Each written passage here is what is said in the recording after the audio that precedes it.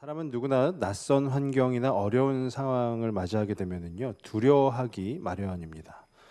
특히 이 자리에 계신 우리 성도님들께서는 아마 아들들을 그 군대에 보내신 경험이 있는 줄로 압니다.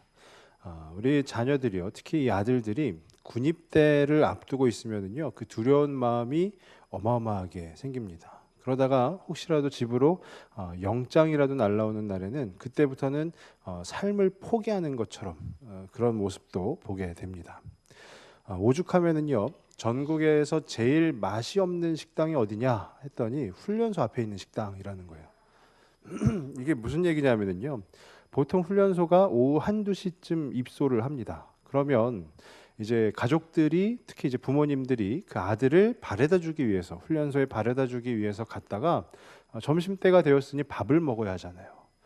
근데 입소를 앞둔 그 입영 대상자, 그러니까 그 아들은 밥맛이 있을까요, 없을까요?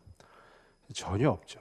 이 세상에 산의 진미를 갖다 놓아도 맛이 없습니다. 그럼 그런 아들을 보고 있는 그 부모님의 마음은 또 어떻겠습니까? 그 밥이 맛있겠습니까? 그러니까 훈련소 앞에 있는 식당들은 늘 문전성시를 이루긴 하지만 맛이 없다라는 거예요. 그러니까 그만큼 이 낯선 환경이라는 것이 두렵다라는 것입니다. 그런데 우리 아들들이 군대 생활을 다 한 걸 보셨죠? 군대가 그렇게 두려운 곳이 아니다라는 거예요. 그것 또한 사람들이 사는 곳이고 사람들이 함께 어우러져서 그 안에 희노애락이 있는 곳이다라는 거예요. 오늘 이 본문 가운데 나오고 있는 이스라엘 백성은요 출애굽을 하였습니다. 그래서 광야 생활을 지금 하고 있는데요. 출애굽 전에 그 모습이 어떠합니까? 다 기억하실 것입니다. 10가지 재앙이 있었어요. 이 10가지 재앙을 이스라엘 백성들이 그것을 목도하였을 때, 바라보았을 때 어떠했겠습니까? 아마 굉장히 두려웠을 것입니다. 그리고 유월절 사건은 어떻습니까? 유월절 사건, 그 양의 피를 문설주에 바른 집은 넘어가긴 하지만, 즉 이스라엘 백성들은 자기네 집은 넘어가긴 하지만 자기와 함께 어우러져서 살던 그 애굽의 집들은 다 지금 초상이 나고 있는 거예요. 사람이 죽어나가고 있는 것입니다. 그러니까 그 모습을 본 이스라엘 백성들은 어떠했겠습니까? 굉장히 두려웠겠죠. 그리고 오늘 이 본문 가운데 나와 있는 홍해, 이 홍해바다 앞에 선 이스라엘 백성들의 마음 또한 어떠했겠습니까? 굉장히 두려웠을 것입니다. 그래서 오늘 본문 가운데 심히 두려워하였더라라고 하고 있는데, 이 두려움이라는 것은 무서워하였더라라고도 우리가 받아들일 수 있는 것입니다. 굉장히 낯선, 굉장히 어려운, 굉장히 무서운 그 환경 가운데 지금 이 이스라엘 백성들이 두려워하고 있었다라는 거예요. 그런데 이 성경은 이스라엘 백성이 두려워했더라라고 하고 끝나지 않는다라는 거예요. 이미 우리는 알고 있습니다. 이들이 40년의 광야 생활을 했고요. 그리고 그 후에 가나안 땅에 들어가게 되었습니다. 그 40년의 광야 생활 가운데 늘상 두려운 일만 있었겠습니까? 우리의 아들들의 군대 생활처럼 처음에는 두렵고 떨리고 하였지만 그 광야 생활 가운데 희노애락이 있었다라는 거예요. 사람 사는, 즉 삶의 터전이 되었다라는 것입니다. 어쩌면 저와 우리 성도님들의 삶도 또 현실도 이와 마찬가지 아니겠습니까? 우리가 보통 그런 표현을 씁니다. 와, 광야와 같은 인생, 광야와 같은 삶, 이렇게 표현합니다. 그게 무슨 소리일까요? 힘들고 어렵지만 그 삶의 터전 가운데 우리의 희노애락이 있다라는 거예요. 우리가 그 안에서 머무르며 살고 있다라는 것입니다. 어쩌면 매일매일이 두려움의 연속이 될지도 모르겠어요. 당장 어떻게 될지 모르지 않습니까? 어떻게 된다라는 게 무엇이냐면요, 제가 얼마 전에 건강검진을 하였습니다. 집으로 이렇게 편지 한 통이 날라오더라고요. 그 딱 무슨 내과 해가지고 편지가 날라왔어요. 건강검진 무슨 그 결과 재중 뭐 이렇게 나와가지고요. 그 봉투를 딱 봤는데요, 갑자기 두려운 마음이 드는 거예요. 야, 무슨 병이라도 딱 이렇게 나오면 어떡하지? 막 이런 그 두려운 마음에 그 봉투를 뜯는데요, 굉장히 조심스럽게 뜯었던 그런 기억이 있습니다. 어쩌면 저와 우리 성도님들이 살고 있는 이 하루하루는요, 우리가 평안하다 하더라도 두려움의 연속이 되는 이 이스라엘 백성들이 지금 현재 건너고 있는, 생활하고 있는 이 광야와도 같은 이 삶이다라는 것이에요. 하지만 우리가 누구입니까? 바로 하나님의 자녀라는 것이에요. 자녀라는 것이 말하는 것은 뭐냐면 하나님이 함께 하신다라는 거예요. 하나님이 우리와 동행하신다라는 거죠. 광야와 같은 곳이다 할지라도 그 안에 누가 계시다고요? 하나님이 함께 계시다라는 거예요. 저는 오늘 이 말씀을 통해서 우리 성도님들이 우리와 함께 하시는 그 하나님을 만나실 수 있기를 바랍니다. 본문을 좀 더 이렇게 자세히 보면은요, 출애굽한 이스라엘 백성들 그 앞에 무엇이 놓여져 있냐면요, 홍해 바다가 놓여져 있는 것입니다. 앞에는 홍해 바다가 있고요, 뒤에는 뭐가 있죠? 바로의 군대가 지금 쫓아오고 있어요. 이런 경우를 사자성어로 진퇴양난이라고 합니다. 한마디로 굉장히 혼란스러우며 굉장히 어려운 그 상황을 말하고 있는 것이죠. 그래서 이 상황에 대해서요, 오늘 10절 말씀에 뭐라고 설명하고 있냐면요, 이스라엘 자손이 심히 두려워하여라고 되어 있어요. 심히 두려워하였다라는 거예요. 즉 무서워하였다라는 거예요. 앞에는 그냥 바다, 홍해 바다고요. 뒤에는 바로의 군대가 쫓아오고 있어요. 이제 무엇만 기다리고 있는 겁니까? 바다에 빠져서 죽든지 아니면 바로의 군대에게 몰살을 당하든지 죽음만을 앞두고 있는 상황에서 두려워하고 무서워하였다라는 거예요. 그런데 그들은 여호와께 부르짖는다라는 게 하나님 살려주십시오 이런 기도가 아니라 원망이라는 겁니다. 원망. 그러면서 이어서 11절에 뭐라고 하냐면요, 모세에게 말합니다. 아니 그 애굽 땅에, 우리가 살고 있던 그 애굽 땅에 매장지가 없어서, 이 매장지가 없다라는 게 무슨 말이냐면요, 우리를 묻을 무덤이 없어서, 우리가 그 땅에서 삶을, 그 생애를 마감할 그 일이 없어서 우리를 이 광야 가운데로 데리고 나온 것이냐 하고, 이 이스라엘 백성들이, 그 두려움에 떨고 있는 이스라엘 백성들이 모세를 향해서 원망을 하고 있다라는 거예요. 우리를 이 광야에서 죽게 하는 것이냐라고 원망을 하고 있다라는 겁니다. 그들의 두려움이 무엇으로 변했냐 하면은요, 원망으로 변하게 되었다라는 거예요. 그러면서 이들이 그 두려움과 원망에 사로잡히니 그 후에는 어떻게 됐냐 하면은요, 하나님의 선민, 즉 하나님께 택함을 받은 이스라엘 백성으로서의 그 정체성마저도 혼란스럽게 된다라는 거예요. 오늘 말씀 12절 뒷부분에 보시면 이렇게 돼 있어요. 애굽 사람 섬기는 것이 광야에서 죽는 것보다 낫겠노라 라는 거예요. 하나님의 선민, 하나님께 택함 받은 이스라엘 백성이 무엇입니까? 하나님을 섬겨야 하는 자들이에요. 이 하나님을 섬겨야 하는 자들이 이 자리 가운데서, 이 광야 가운데서 죽는 것보다 차라리 애굽 땅에서 그 애굽 사람들을 섬기는 것이 훨씬 낫겠다라는 거예요. 그러니까 그리스도인으로서 그 정체성이 심하게 흔들리고 있다라는 거예요. 왜 그 정체성이 흔들립니까? 두려우니까요. 무서우니까. 그 무서운 것이 자기들의 원망이 되어서 그 원망이 쌓이고 쌓이다 보니까 이제 그리스도인이고 뭐고 필요 없다라는 거예요. 하나님이 뭐 선택하고 이런 거 다 필요 없고 우리가 그냥 애굽에서 애굽 사람들을 섬기면서 잘 살 것을 왜 이렇게 우리의 꼴이 이렇게 되었느냐라고 하는 것입니다. 앞뒤가 꽉 막힌 상황. 앞에는 홍해 바다고요. 뒤에는 바로의 군대가 오고 있습니다. 그리고 민족의 지도자라고 하는 모세 별로 못 믿었습니다. 그렇게 앞뒤가 꽉 막힌 상황에서 이들은 두려워했고 또 원망했고 정체성의 혼란에까지 빠지게 되었다라는 겁니다. 제가 이 말씀을 묵상하다 보니까요, 보통 우리 주변에서 이런 진퇴양난을 겪고 있는 분들이 간혹 계십니다. 전후 좌우가 사방이 막 다 막힌 것 같다라는 거예요. 그런 분들한테 우리는 어떻게 하죠? 위로를 합니다. 위로를 할 때 전후 좌우 사방이 다 막힌 것 같으면 위를 보십시오라고 위로해요. 하늘을 보십시오라는 거예요. 물론 그게 위로하는 자로서는 최선입니다. 그 이상 어떻게 위로를 할 수는 없어요. 그렇지만 실제 그분들의 그 상황이 되면 압니다. 무엇을 하냐면요, 앞뒤가 다 꽉꽉 막혔을 때, 내가 내 힘으로 할 수 있는 것이 도저히 없을 때, 그렇지, 하나님을 바라봐야지 라는 것 알아요. 알지만 그게 잘 되지 않는다라는 거예요. 기도하고자 하지만 기도가 잘 나오지 않는다라는 것입니다. 저의 경우에도요, 제가 신학 공부하던 시절인데요, 이런 앞뒤가 꽉 막힌 상황을 한번 겪었습니다. 너무 많아가지고 다 말씀드리면은요, 오늘 한 새벽 4시쯤 끝날 거거든요. 그 중에 간략하게 이렇게 말씀을 드리면, 일단 집이 없었습니다. 그러니까 거처가 없었어요. 그러니까 집을 소유한, 그러니까 내가 소유한 집이 없는 것이 아니라 그 어떤 내가 들어갈 수 있는 집이 없었다라는 거예요. 그러면서 제가 지인 집에서 눈칫밥을 먹으면서 생활을 했어요. 쉬는 날입니다. 쉬고 싶지만 아침에 할 일이 없어요. 할 일이 없어도 밥을 먹고 나가야 돼요. 그 집에 있으면 눈치가 보이기 때문이에요. 그래서 이대로는 도저히 안 되겠다 해가지고 제가 마련한 것이 뭐냐면요, 고시원을 들어갔어요.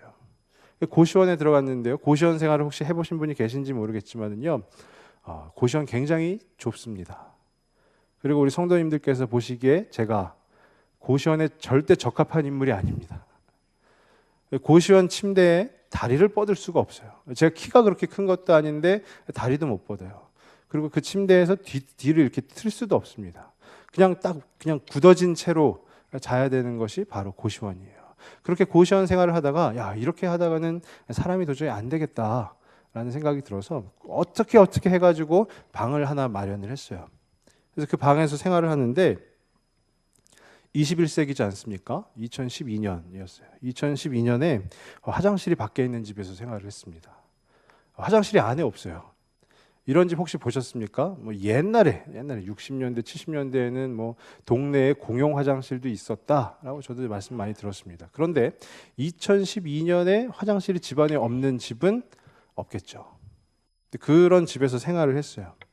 겨울이 되었습니다. 여름까지는 괜찮았어요. 겨울이 되었는데 너무 추운 거예요. 화장실이 밖에 있으니까요. 씻을 수가 없어요. 그래서 샤워를 못했습니다. 샤워를 언제 했냐면요, 지금 저희 교회도 얼마 전에 교육자 세미나를 이렇게 다녀왔는데요, 제가 그때 사역하던 교회에서도 교육자 수련회가 있었습니다. 교육자 수련회 가서 샤워했어요. 그렇게 뜨거운 물이 잘 나오고 따뜻한 게 좋은지 그때 처음 알았어요. 교육자 수련회 가가지고 목사님도 기다리시는데 1시간 동안 씻었어요. 때를 벗긴 거죠. 그렇게 앞뒤가 꽉꽉 막혔을 때에 그때 제 어떤 아는 분이 저한테 말씀하시는 거예요. 뭐라고 얘기하냐면, 어려울수록 위를 봐야 돼 라는 거예요. 제가 그거 몰랐을까요? 알죠. 근데 죄송한 말씀이지만 전혀 위로가 되지 않았습니다. 왜냐하면요, 지금 나는 사방이 다 막혀 있는데 여기서 어떻게 해야 돼 라고 계속 이야기하고 있는데, 그럴 때일수록 위를 봐. 그러면서 그분은 저와 같이 생활을 해주는 게 아니고요, 또 본인 집에 가서 추운 겨울에도 따뜻하게 샤워하고 다 합니다. 저는 샤워도 못하고 그냥 이렇게 막 쭈그리고 있어요. 알지만 잘 안 되는 거예요. 하나 위를 보면 뭐죠? 한숨만 나오는 거예요. 주님, 왜 이렇게 하십니까? 라는 거예요. 살려주십시오 이게 아니라 하나님을 원망하기 시작하는 겁니다. 누구처럼요? 바로 오늘 본문에 나온 이 이스라엘 백성들처럼. 그런 상황 가운데 두려움이 엄습해 오는 것입니다. 두려움이 엄습해 오니까 제 마음에 뭐가 생기죠? 원망이 생기는 거예요. 하나님, 그러게 제가 사역 안 한다고 그랬잖아요. 제가 이 길 안 간다고 그랬잖아요. 억지로 이 길 오게 해놓고서는 그러면 꽃길을 걷게 해주셔야지. 왜 이런 길을 걷게 해주셔가지고 하는 그 원망이 넘쳐나는 것입니다. 아마 그 시간이 계속되었으면 어쩌면 이스라엘 백성들처럼 제 정체성까지 혼란스러웠을지도 몰라요. 나는 이제 더 이상 하나님을 찾지 않겠노라 했을 수도 있을 것입니다. 그런데요, 성도님들, 그럼에도 변하지 않는 진리가 있습니다. 그게 무엇이냐면요, 하나님이 나와 함께 하신다라는 거예요. 아무리 화장실이 없는 집이라고 해도요, 그 안에 하나님이 임재하시고, 다리를 뻗을 수 없는 고시원이라고 해도요, 그 안에 하나님이 함께 하신다라는 거예요. 제가 그 사실을 알았을 때 하나님이 저에게 큰 은혜를 주셨어요. 큰 상급을 주시고 사랑도 주셨어요. 그 사랑을 가지고 하나님 감사합니다 라는 고백이 절로 나왔어요. 내가 어느 곳에 있든지 그것이 중요한 것이 아니라 하나님과 함께 있음을 내가 확신하고 확인하는 그 순간이 나에게 감사요 은혜라는 것이에요. 그것이 바로 이 이스라엘 백성들에게도요, 이제 후에 나오는 그 이야기들을 통해서 나오고 있습니다. 오늘 본문 13절과 14절을 우리 함께 한번 읽어보실까요? 모세가 백성에게 이르되 너희는 두려워하지 말고 가만히 서서 여호와께서 오늘 너희를 위하여 행하시는 구원을 보라. 너희가 오늘 본 애굽 사람을 영원히 다시 보지 아니하리라. 여호와께서 너희를 위하여 싸우시리니 너희는 가만히 있을지니라. 아멘. 지금 막 두려워하고 있습니다. 또 원망스러움을 막 표현하고 있는, 그래서 정체성의 혼란까지 겪고 있는 이스라엘 백성들에게 이제 모세가 지도자로서 이야기하는 거예요. 그러면서 이 모세가 전달한 이야기 가운데 동사가 3개가 나오는데 무엇이 나오냐면요. 첫 번째, 두려워하지 말라라는 거예요. 두 번째, 가만히 서 있으라라는 거예요. 세 번째, 보라라는 거예요. 이 3개가 의미하는 바가 뭐냐면요. 두려워하지 말라, 말 그대로입니다. 이런 상황이 되었다고 해서 그 마음에 무서워하지 말라라는 거예요. 두려워하지 말라. 왜요? 하나님이 함께 하시니까 내가 너와 함께하니 두려워하지 말라라는 거예요. 그러면 두 번째로 가만히 서 있으라라는 것은 무엇이냐면요. 이것을 원어적 의미로 보면 혀를 물다, 침묵을 지키다라는 거예요. 그냥 말 그대로 내가 가만히 서 있는 것을 말하는 것이 아니라 내 입술에 혀를 깨물라라는 거예요. 침묵을 지키라라는 거예요. 그게 무슨 소리죠? 이스라엘 백성들이 입을 열어서 무슨 얘기를 하고 있습니까? 원망을 퍼붓고 있는 거잖아요. 모세를 향해서, 하나님을 향해서 원망하는 거예요. 왜 우리가 애굽 땅에 잘 살고 있었는데 왜 데리고 나왔느냐? 라고 하면서 원망을 퍼붓는 거예요. 그러니까 가만히 서 있으라가 의미하는 바는 더 이상 원망하지 마라라는 거예요. 더 이상 이 혀로서, 즉 말로서 죄짓지 마라라는 것입니다. 세 번째, 보라라는 것은 뭐죠? 하나님을 보라. 오늘 너희를 위해 싸우실 그 주님, 그 하나님을 보라라는 거예요. 이것은요, 하나님이 어떤 액자 안에 갇혀져 있는, 어떤 틀 안에 갇혀져 있는 그런 신이 아니라 지금도 살아계셔서 나를 위해 싸우시는 분이신 것을 확신하라라는 겁니다. 하나님을 보라. 지금도 일하시는 그 주님을 보라. 우리가 보통 다른 종교의 신들은요, 어떤 액자 안에 아니면 어떤 틀 안에 갇혀 있습니다. 그렇지만 우리 하나님께서는 그런 분이 아니라, 즉 성막 안에, 그 지성소 안에만 계신 분이 아니라 어디든지 살아계심으로 오늘도 내일도 역사하고 계시는 바로 그분이 우리의 하나님이시다라는 거예요. 그러니까 그 하나님을 어떻게 해요? 보라라는 거죠. 하나님께서 살아계시니 무엇입니까? 내가 그리스도인으로서의 정체성을 지키라라는 거예요. 힘들다고 해가지고 하나님 떠나서 애굽 사람들을 섬기고 하는 것이 아니라 언제나 나와 함께 하시는 그 하나님을 통해서 그 정체성을 지키라라는 것입니다. 그러면서 이어서 하나님께서 모세에게 더 강하게 말씀을 하십니다. 오늘 본문 15절입니다. 15절 함께 한번 읽어보시겠습니다. 여호와께서 모세에게 이르시되 너는 어찌하여 내게 부르짖느냐? 이스라엘 자손에게 명령하여 앞으로 나아가게 하고. 아멘. 표면적으로 보면 이 말씀을 통해서 우리가 좀 의아해 하실 수도 있어요.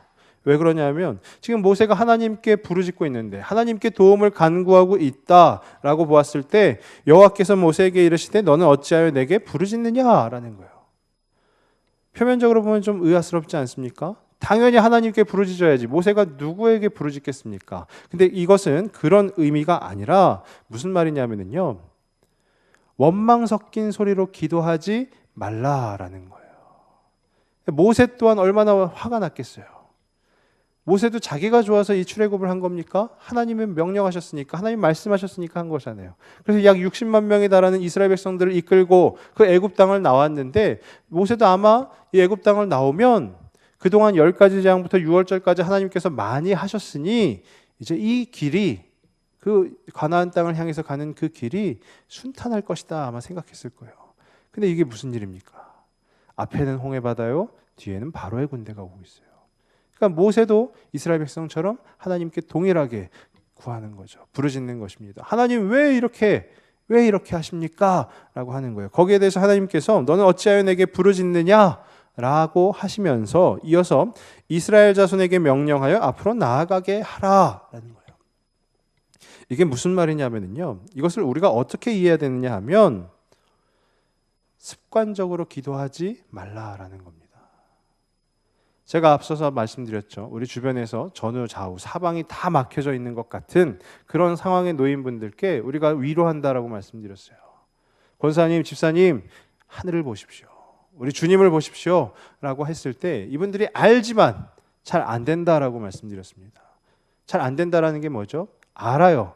내가 문제가 있을 때, 어려움이 있을 때 하나님 앞에 나아가야 된다라는 것 어느 정도 신앙생활만 하면 다 압니다. 그래서 주님 앞에 나와요. 나와가지고서는 주님 왜 이러십니까? 주님 저희 가족에게 왜 이러십니까? 주님 왜 이런 일이 우리 자녀에게 주어지는 것입니까? 라고 그런 습관적인 기도만 하고 있다라는 것이죠.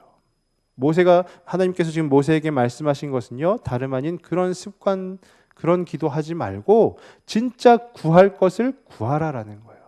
실제 행동으로 옮겨라라는 것입니다. 앞에 홍해가 있다고 해서, 홍해 바다가 있다고 해서 야 주님 어떻게 합니까? 어떻게 합니까? 라고만 하지 말고 실제 홍해 바다로 들어가라라는 거예요. 들어갔을 때 하나님이 역사하시는 것을 바라보라라는 것입니다. 저는 간절히 바라기는 저와 우리 성도님들의 그 삶 가운데에서 바로 습관적으로 기도하는 것이 아니라 실제 하나님이 원하시는 그 실제적 기도가 항상 하나님께 드려지시길 원합니다. 그게 바로 우리 그리스도인들이 주님 앞에 나아가서 살 수 있는 방법이라는 것입니다. 기도는 합니다. 하지만 그 안에 실질적 간구가 없을 때 기도합니다. 하지만 그 안에 내가 두려워하고 있는 그 마음이 계속 남아있다면 말짱 꽝입니다. 그리고 기도는 합니다. 근데 그 안에 내 안에 원망하는 그 마음이 계속 남아있다면 그것 또한 말짱 꽝이다라는 거예요. 그리고 기도는 하지만 야 진짜 하나님 살아계실까? 진짜 하나님께서 역사하실까? 라고 하는 마음이 계속 그대로 있다면 그 기도 또한 말짱 꽝이다라는 거예요. 그럼 어떠한 기도가 하나님 앞에 능력 있는 쓰임 받는 기도냐 하면은요, 그 두려움을 주님이 말씀하셨잖아요. 두려워하지 말라. 그 두려움을 어떻게 해야 될까요? 깨뜨리는 겁니다. 그리고 가만히 서 있으라. 더 이상 원망하지 말아라. 그 원망을 어떻게 해야 될까요? 깨뜨려야 되는 것이에요. 그리고 내가 하는 일을 보라라는 것. 우리의 정체성 혼란을 가져오는 그 마음들을 깨뜨려야 된다라는 것입니다. 두려움, 정체성, 또 그 원망하는 마음들, 그것을 주님 앞에서 깨뜨리라라는 거예요. 깨뜨려야 사라지는 것이죠. 깨뜨리지 않고 있으면, 그걸 계속 갖고 있으면 어떻게 될까요? 사라지지 않습니다. 오늘 이 말씀은 우리 성도님들께 드리는 말씀이기도 하지만 이 앞에 선자인 저에게 유독 하나님께서 주시는 메시지인 것 같아요. 제가 뭘 이렇게 깨뜨려야 되는데 잘 깨뜨리질 못해요. 그래 깨뜨려야지 하고 오늘은 결판을 봐야지 라고 해도 결국 집에 갈 때는 주머니에 그 원망 다시 다 담아서 가져갑니다. 그 두려움 다시 다 담아서 가져갑니다. 그 마음들, 하나님이 정말 살아계심으로 역사하시는 그 믿음이 어쩌면 저에게 부족한 것 같아요. 저는 우리 성도님들께도 권면을 드리지만 제 자신에게도 강력하게 권면을 합니다. 그 원망 깨뜨리실 수 있기를 바랍니다. 그 두려움 깨뜨리실 수 있기를 바랍니다. 우리가 하나님 앞에 나아가는 데 있어서 방해가 되는 그 어떤 요소들이 있다면 그 모든 것들 다 깨뜨림으로써 나아가야 되는 것입니다. 실제로 우리의 적은 홍해가 아닙니다. 그리고 뒤에서 오는 바로의 군대도 아니에요. 항상 우리 마음속에 있는 것 같습니다. 안 돼, 안 돼라는 거예요. 딱 홍해 바다만 보고 그 바다에 막 넘실거리는 파도를 보고 이건 안 돼. 이건 하나님 할아버지가 오셔도 안 돼. 그러는 거예요. 바로의 군대가 뒤쫓아오는 것을 보고 이건 진짜 안 돼. 라고 하는 그 마음이 실제 우리의 적이라는 거예요. 저는 간절히 바라기는 저와 우리 성도님들이 그 적을 다 깨뜨리실 수 있길 바랍니다. 그래서 오직 하나님께 집중하실 수 있기를 바라요. 서두에 말씀드렸습니다. 광야는요 두려운 곳이 아니라 이스라엘 백성들에게 삶의 터전입니다. 터전. 그것도 어차피 사람이 사는 곳이고요. 그 안에 희노애락이 있다고 말씀드렸어요. 우리가 지금 현재 살고 있는 삶을 광야에 비유한다면 그 광야도요, 두려운 곳이 아니라 우리 삶의 터전이라는 것이에요. 그러면 우리가 어떻게 해야 되겠습니까? 함께 하시는 하나님을, 나와 동행하시는 하나님을 매일 붙잡아야 되는 것이죠. 하나님이 하시는 일들을 매일 바라봐야 되는 것입니다. 그런데 두려움이 있으면 잘 보이지 않습니다. 내 안에 원망함이 있으면 또한 잘 보이지 않습니다. 그렇기 때문에 계속 날마다 깨뜨리고 또 깨뜨림으로써 그렇게 주님 앞에 나아가시는 우리 모든 성도님들 되시길 간절히 바랍니다. 다음 주가 청년부 수련회입니다. 청년부 수련회가 주제가 광야예요. 요즘 제가 출애굽기만 보면서 계속 광야만 묵상하고 있습니다. 그 광야를 묵상하면서 드는 마음이, 야, 진짜로 내 삶이, 우리의 삶이 광야 같다라는 마음이에요. 이 이스라엘 백성들도 이후에 어떻죠? 이후에 홍해를 건넌 후에 이스라엘 백성들의 이야기 우리가 너무 잘 알고 있습니다. 하나님 앞 목마릅니다. 그러니까 하나님이 물을 주시고, 하나님 배고픕니다. 그랬더니 만나와 메추라기를 주시고요. 또 하나님 아픕니다. 그랬더니 다 낫게 해주세요. 그럼에도 불구하고 이스라엘 백성들이 어떠냐면요, 광야 생활이 끝날 때까지 계속 불평과 원망이 끊임이 없어요. 목말라서 물 주신 그 하나님을 기억하지만 기억함에도 불구하고 어떻죠? 또다시 원망하는 거예요. 왜 우리를 이 광야로 인도하셔서, 왜 우리에게 이런 힘든 삶을 주셔서 라고 하는 것입니다. 이미 이 성경에 기록된 이스라엘 백성들의 이야기를 우리는 너무 잘 알고 있기 때문에 제가 권면하는 부분은 그 하나님을 계속 기억하실 수 있길 바랍니다. 우리에게 물을 주신 주님, 또 우리에게 만나와 메추라기를 허락하신 주님, 우리에게 아플 때 낫게 하여 주신 그 주님, 그 주님의 은혜를 날마다 기억하시면서 우리에게 주어진 그 모든 삶을 버티고 또 견디며 그렇게 하루하루 살아나가시는 우리 모든 성도님들 다 되시길 주님의 이름으로 축원합니다. 기도하겠습니다.